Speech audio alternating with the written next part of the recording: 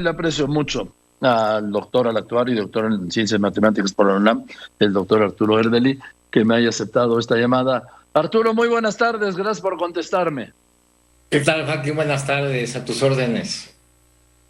A ver, ayer hablé aquí con el doctor Santaella, el director del INEGI, que pues con esta revelación, déjame llamarlo así, que está haciendo el INEGI, que en relación al número de muertos que dio a conocer la Secretaría de Salud en 2020, pues hay una diferencia.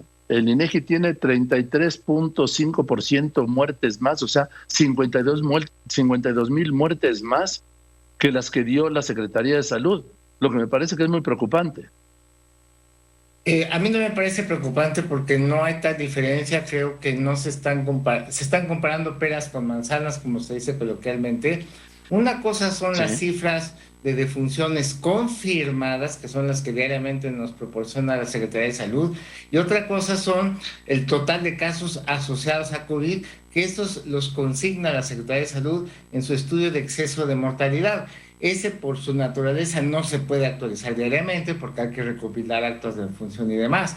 Pero si uno revisa en la página coronavirus.gov.mx el más reciente estudio de exceso de mortalidad de la Secretaría de Salud y revisa uno la semana 52 de 2020, ellos cuantifican 202,095 muertes asociadas a COVID, que es una cifra muy parecida a la que da el INEGI. Así que más bien el dato que dio ayer a conocer el INEGI viene a confirmar el total de casos asociados a COVID que ya ha venido estimando la Secretaría de Salud. El problema es que están queriendo comparar el dato del INEGI con una cifra con la que no es comparable, que son las muertes confirmadas, que es mucho menor. Bueno, con esta aclaración estamos hablando de que los datos los muertes que había dado Salud para 2020 por COVID, claro, eran 148,629 y el INEGI dio 201,196, o sea, una diferencia de 52,234 muertes. Pero esas 148,000 son nada más casos confirmados. Por eso es que si queremos comparar cifras, la que se debe comparar es la del INEGI de ayer contra el total de casos asociados a COVID que aparece en el estudio de exceso de mortalidad de la Secretaría de Salud y que prácticamente coincide. Entonces hay una coincidencia, no una diferencia. No, y además no es la primera vez que sucede esto. Ocurrió también a principios de año, en enero, cuando dio el INEGI datos del censo. También dieron datos sobre esto y se manejó en su momento igual, que no coincidían los datos del INEGI con los de la Secretaría de Salud. Y en su momento traté de explicarlo por todos lados, que sí, al contrario, sí se confirmaba, ¿no? Y ahora otra vez, parece que cada 6 meses quieren retomar este asunto de que hay una falsa discrepancia entre las cifras del INEGI y la Secretaría de Salud. No, lo que hay es que no se entiende en qué cifras de la Secretaría de Salud hay que buscar el dato que es comparable con el INEGI, pero si lo busca uno correctamente, han estado coincidiendo y qué bueno que coincidan las cifras. Bien, ¿cuál es el dato, Arturo Erdely, que hay que buscar? En la página, equiparar. Sí, en la página coronavirus.gov.mx busca uno en la parte de datos, exceso de mortalidad, ¿no? Hay una pestaña de datos, exceso de mortalidad, y ahí viene una tabla, ¿no? Entonces, bueno, vienen unas gráficas y luego viene una tabla en donde por cada semana epidemiológica nos van señalando cómo se fueron acumulando el total de muertes asociadas a COVID. Es la penúltima columna que aparece ahí y uno busca ahí en esa penúltima columna la semana 52, ¿no?, del 2020 y encuentra uno la cifra de 202,095 defunciones por COVID. Ahí es donde está la información. Y de hecho, esta información se actualiza con más frecuencia que el INEGI. El INEGI nos está actualizando 2 veces por año y este estudio de exceso de mortalidad se actualiza cada 4 o 6 semanas. Hay personas que dicen, oye, ¿por qué no lo reportan diariamente? Porque no es un estudio, es como pedirle al INEGI que actualizara a diario sus cifras, eso es imposible. Pues igual, este estudio hacen un esfuerzo, actualizan mucho más seguido que el INEGI, pero cuando coincide con los reportes del INEGI, también he estado verificando que sí coinciden las cifras. Sí, prácticamente es lo mismo, son 202.095 de las Así muertes es. asociadas por COVID, que da esta página de la Secretaría de Salud, con las 201.163 muertes que da el INEGI. Entonces, qué Esto. bueno, aquí hay una aclaración muy importante, porque incluso yo estaba viviendo en esa confusión, Arturo. No, pues qué bueno que podemos aclararlo. Sí, y a mucha gente, ¿no? Ahora, estamos viendo un despegue, ayer y antes de ayer, más de 19,000 casos. Estamos hablando que hace un mes había, el 29 de junio, había 5,000 casos y que ayer y antes de ayer fueron más de 19,000. Esto retrata lo que es el incremento de contagios, el disparo, diría yo.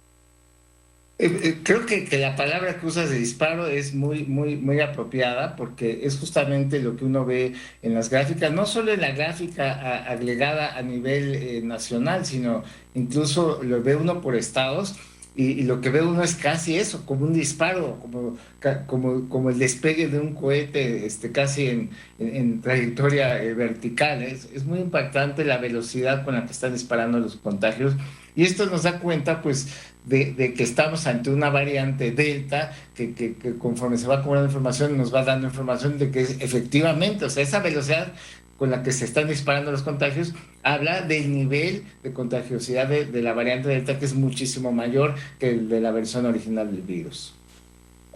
Bueno, está dando a conocer el Centro de Contagios de Estados Unidos que la variante Delta, pues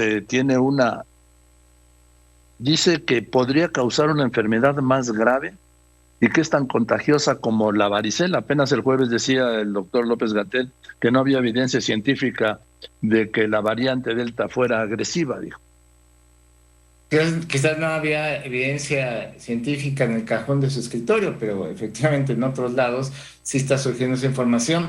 Y aunque no lo hubiera, nada más de ver la velocidad atípica, tan impresionante con la que crecen los contagios, no habíamos visto estas velocidades ni en la primera ni en la segunda ola. Es claramente para sospechar, aún sin información como la que acabas de señalar, es suficiente para sospechar que estamos ante algo mucho más contagioso y no es bueno. Han tratado desde el gobierno minimizarlo diciendo, bueno, pero el perfil de los contagiados es gente joven que tiende a librar mejor las hospitalizaciones y la muerte. Eso es cierto, sí, pero con un contagio tan elevado, algunos jóvenes se van a poner graves, algunos van a perder la vida y el que se replique más y más el virus es justamente lo que da origen a nuevas variantes. O sea, no hay que minimizarlo, es de preocuparse porque si ahorita Delta surgió justamente de esas posibilidades de que el virus mute, bueno, pues si dejamos que Delta se siga propagando a las velocidades que lo está haciendo, pues también puede haber otras nuevas variantes que puedan resultar peores. Yo debo decir, no, la verdad que el doctor López-Gatell se aceptó que era más contagiosa, pero no que fuera más grave, eso sí. Sí, pero a lo que voy o sea, no, por donde se quiera ver, no va a salir nada bueno, ¿no? De que se permita el contagio, que se minimice o que se diga, es que no están subiendo las hospitalizaciones o las muertes tanto como antes, ¿no? O que se ha dicho, bueno, es que no estamos viendo los niveles de defunciones que vimos en la segunda ola, tan escandalosos. Aquí hay que decir dos cosas primero. Hay un desfase entre las defunciones, porque la persona primero se contagia, luego algunos acaban hospitalizados y ya después se mueren. Entonces, ahorita es muy pronto para decir que no han subido mucho las defunciones. Platicamos en un mes, ¿no? A ver qué cuentas tenemos. Pero aún ahorita traemos un promedio, haciendo un promedio móvil de 7 días, porque ya ves que en fines de semana baja el Sí, reporte, etcétera. sí. Entonces hay que hacer un promedio móvil de 7 días.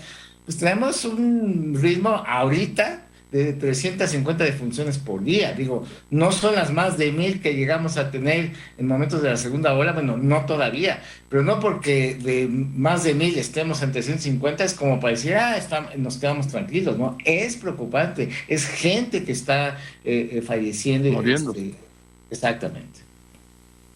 Sí, a ver, yo creo que una muerte es una tragedia y me parece a mí que es muy mala salida querer atenuar la gravedad del momento que estamos pasando, porque es la gravedad de un momento dentro de esta pandemia, diciendo es que ahora se mueren menos, como si esto pudiera tranquilizar a alguna conciencia o a alguien. Vamos, me parece que es una, no lo quiero calificar como lo estoy pensando, pero me parece que es una barbaridad, pues. Sí, es un despropósito. Sí. Y, por ejemplo, si analizamos las defunciones recientes, comparado con la primera ola, digamos, vamos a verlo en porcentaje, del total de la gente que se está muriendo por COVID, qué porcentaje corresponde a cada grupo de edad. Y sí, la vacunación ha ayudado a que los adultos mayores pues no sean los que más aportan o mucho más muertos aportan, ¿no? En la segunda ola, para que te des idea, las personas de 60 años y más representaban algo así como el 67% de todas las defunciones por COVID, y 2 de cada 3 defunciones fueron de adultos mayores, ¿no? Ya con el inicio de la vacunación, y que bueno, no todos, pero una gran mayoría de los adultos mayores han sido vacunados, esa aportación del total de defunciones COVID que tenían los adultos mayores de 67% bajó hasta 40%, ¿no? Entonces, ese fue el nivel de aportación. Pero recientemente, ahorita con el repunte tan importante, ya se incrementó de 40 a poco más de 45, o sea, está empezando otra vez a subir. ¿Por qué? Porque hay todavía, aunque sea una minoría de adultos mayores, que o no están vacunados por decisión, o no están completamente vacunados porque les falta su segunda dosis. Entonces, en estos momentos, 45% de las defunciones son de adultos mayores, le sigue el grupo de 45 a 59 años de edad, están poniendo el 32% de las defunciones. Sí, pues es que estas cifras, Arturo Erdely, la realidad es devastadora, pero las cifras confirman lo devastadora de la realidad, sí, lo documentan, como lo estás planteando. Sí, y todo esto es con base en las cifras oficiales, es decir, con los datos abiertos de la propia Secretaría de Salud, uno puede extraer esta información, hacer estos cálculos y darse cuenta de cómo están estas situaciones. A veces a mí me dicen, oye, es que tú tienes otros datos. No, yo uso los mismos datos de la Secretaría de Salud. Quizás es en las interpretaciones o el tipo de cálculos o de gráficas que hace uno con ellos para tratar de ver ciertos aspectos de la epidemia, lo que puede ser un poco distinto al gobierno federal. El gobierno federal pues te presenta lo que se ve bonito o menos peor, y lo que se ve muy mal pues lo omite, ¿no? Por ejemplo, esto que comentábamos hace un momento de que mucha gente no ubica bien el estudio de exceso de mortalidad, y que ahí estaba el dato que permite ver que coincide con lo del INEGI, pero de todas maneras ahí falla el gobierno federal en no hacer una adecuada promoción de ese estudio. ¿Por qué? Porque no quiere que la gente se escandalice con las cifras que están en ese estudio, pero las cifras ahí están.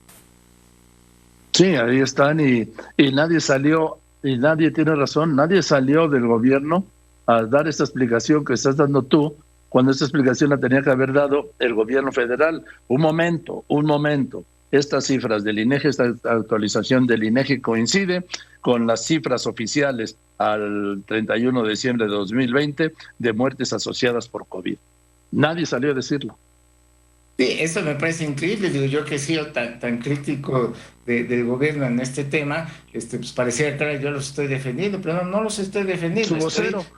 Exacto, sí, estoy defendiendo la verdad, y en honor a la verdad, en este tema no hay discrepancias de INEGI y la Secretaría de Salud, ¿no? Hay muchas otras cosas que podemos criticar o analizar, pero en ese caso no hay algo que criticar, salvo que no lo comunicaron y no lo difundieron, ¿no? Sí. No. Doctor Erdely, ¿esta tendencia seguirá al alza de acuerdo a tus proyecciones? Sí, pues utilizando un modelo matemático para epidemias, que bueno, pues no es un cálculo exacto porque esto cambia todos los días, pero bueno, con los datos hasta el día de ayer, en mis proyecciones me sale que posiblemente podremos alcanzar un pico a mediados de agosto, ¿no? Entonces eso quiere decir que nos faltan por lo menos todavía aproximadamente unas 2 semanas, y que quizás a partir de ahí pudiéramos empezar a ver un descenso de casos, pero va a ser un descenso de casos que nos va a tomar varios meses a que regresemos, digamos, yo diría que por lo menos unos 3 meses, a que regresemos a los niveles en los que estábamos antes de este repunte que comenzó a finales de mayo. Esto significa que, por ejemplo, lo que se está planteando como fecha de retorno a clases presenciales, el 30 de agosto, pues va a coincidir todavía con un nivel muy elevado de contagios en el país, así que habría que pensar 2 veces antes de regresar presencialmente a las aulas. Yo estoy de acuerdo en esto, doctor Erdely, y además el regreso a clases, quiérase o no, va a darle un empujón a los contagios, porque así ha sido siempre. Vamos, ¿por qué no ha habido tantos niños pequeños con las enfermedades de los 2, 3, 4, 5, 6 años? Pues porque no han ido al colegio, que es Sí, donde se sí, contagian sí. de todas las enfermedades infantiles, ¿sí? Pero además, te puedo decir que aún sin clases presenciales, en estos momentos los menores de edad están en máximos históricos, ya superaron sus propios picos. Es decir, si analizamos los casos positivos, digamos, de los menores de 6 años, o los de 6 a 11 años, o los de 12 a 17, en los 3 casos ya superaron por mucho el pico de la segunda ola, y eso sin clases presenciales, ¿no? Y además ya lo vivimos, recordarás, a finales de mayo, que igual dijeron, vamos a regresar a clases presenciales después de las Sí. elecciones del 6 de junio. ¿Qué pasó? Regresaron 2 semanas y va para atrás porque empezaron los contagios. Y ahí teníamos mucho menos contagios. Eran como 4 o 5 entidades que presentaban repuntes y no funcionó. ¿Qué les hace pensar que ahorita tenemos 31 de 32 entidades federativas con repuntes que van de preocupantes a fuera de control, con estos niveles de contagio? ¿Qué les hace pensar que ahora sí les va a funcionar un retorno a clases presenciales? Es verdaderamente echarle gasolina al fuego. Pues dijo el presidente, llueve, truene o relampaguee, lo que pasa es que hoy dijo que será voluntario. Pues sí, ya le va a empezar a bajar. Yo creo que ya está viendo la magnitud del repunte, entonces de haber sido muy contundente, ahora ya va a pasar a ser a voluntario, y quizás ya después va a decir que los estados decidan, ¿no? Y que cada estado decida y ya se lava las manos, pero sí, o sea, la realidad se va imponiendo. O sea, el virus no acepta ni decretos, ni fechas de inicio, ni nada. El virus, tú le pones un terreno fértil para infectar y lo va a aprovechar. Doctor Erdely, por último, ¿nos puedes dar, por favor, esta revelación que acabas de hacer de que en los menores hay un incremento de contagios? Lo estableciste en 3 rangos de edad. ¿Me puedes dar los incrementos en cada uno de los 3 rangos? Claro que sí, y de hecho te puedo enviar una gráfica para que la compartas, la he estado compartiendo, Por favor. Sí. pero para que te des una idea, de los de 12 a 17 años, digamos, antes de que comenzara este repunte, andábamos en algo así como unos 70 casos por día. Ahorita ya estamos rebasando llegando a 450 casos por día. En los de 6 a 11 años, antes del repunte andábamos como en 30 casos por día, ahorita andamos en 200 casos por día. De los menores de 6 años andábamos pues en algo así como 15 casos por día, y ahorita ya pasamos de 100 casos por día. Y esto con información rezagada, ¿eh? Esos números todavía van a crecer un poco más. O sea que estamos hablando de 5 a 6 veces más de incremento de menores de 17 años. Aproximadamente un Así promedio es. de 5 o 6 veces de incremento. Y eso sin clases presenciales, ¿eh? Sí, sí. Y no actualizado a esta semana. Sí, porque recuerda que en los datos abiertos tenemos que omitir las últimas 2 semanas, porque es información todavía muy incompleta por el rezago de la información. Entonces te estoy dando un corte al 15 de julio. No, pues. Y lo peor ha venido del 15 de julio a ayer 29 de julio. En fin, doctor, te mando un abrazo, muchas gracias. Espero la gráfica y te agradezco mucho la información y la claridad. Me haces ver, y yo creo que muchas personas más, las cosas con más realidad y a la vez, por ende, con mayor preocupación. Como el otro día me decía alguien, oye, es que tú estás preocupando a la gente. Le dije, ojalá fuera cierto eso. Ojalá preocupara yo a la gente y la gente preocupada se cuidara más, que es lo que no están haciendo, doctor. Así es, pues encantado de platicar contigo, Joaquín. Al contrario, te mando un abrazo, doctor Arturo Erdely, actuario, doctor en ciencias matemáticas.